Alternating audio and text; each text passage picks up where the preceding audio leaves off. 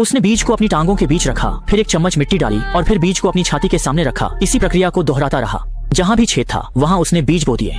जहाज पर मौजूद सैकड़ों शवों को बूढ़े व्यक्ति ने प्राकृतिक और उपजाऊ खाद के रूप में देखा। 10,000 मीटर की ऊंचाई पर उड़ते जहाज में यात्रियों ने थोड़े से भोजन के लिए एक दूसरे की जान ले ली थी। जीवित रहने की इच्छा ने उन्हें हिंसक बना दिया था।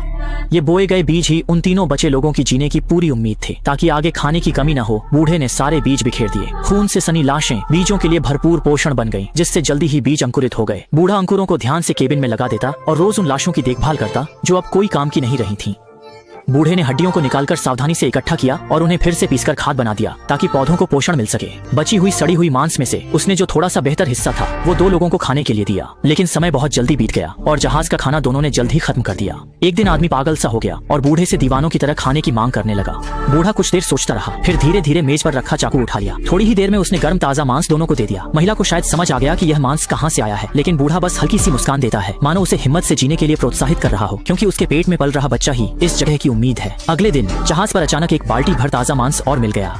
महिला ने खींचे जाने के निशान का पीछा करते हुए तलाश शुरू की और उसे डेक पर बूढ़े द्वारा लिखे गए अक्षर दिखाई दिए। वह तुरंत समझ गई कि बूढ़ा आदमी बिना किसी हिचक के 10,000 मीटर ऊंचाई से कूद गया था। वक्त बीतता गया और बूढ़े द्वारा छोड़ा गया मांस धीरे धीरे सब खा चुके थे। एक दिन वह आदमी उस मुर्गी को घूरने लगा जिसने अभी अंडा नहीं दिया था, और महिला ने उसे रोकने की पूरी कोशिश की। लेकिन इस समय आदमी इतनी भूख से पागल हो गया था कि उसे कुछ समझ नहीं आ रहा था। महिला ने जब देखा कि वह उसे रोक नहीं पा रही है तो उसने साहस करके खुद की ही देह का एक टुकड़ा काट लिया। आदमी ने पहले तो ताजा मुर्गी को देखा, फिर महिला के दिए हुए मांस को देखा। उसे लगा कि अब मुर्गी उतनी आकर्षक नहीं रही, लेकिन आखिरकार उसने खुद को मजबूत किया और मुर्गी को मारने के लिए कुल्हाड़ी उठा ली। ठीक उसी पल महिला ने अचानक पीछे से आदमी पर हमला कर दिया। अब इस महिला के लिए मौत का कोई एहसास नहीं बचा था। वह आदमी की लाश पर बार बार छुरी चलाती रही। आखिरकार पूरे जहाज पर सिर्फ वही अकेली बच गई। कुछ समय बाद पौधे तेजी से बढ़ने लगे, पेड़ों पर फल लग गए और मुर्गी ने भी स्वादिष्ट और ताजे अंडे दिए। महिला ने इन मुश्किल से मिले खाने को खूब मजे से खाया, लेकिन अगले ही पल उसके पेट में जबरदस्त दर्द शुरू हो गया। वह जोर जोर से चीख उठी और कुछ ही देर में एक खूबसूरत बच्चा जन्म ले चुका था। बच्चा तो ठीक से पैदा हो गया, लेकिन महिला के मन में बेचैनी थी, क्योंकि उसे नहीं पता था कि बच्चे का पिता आखिर कौन है।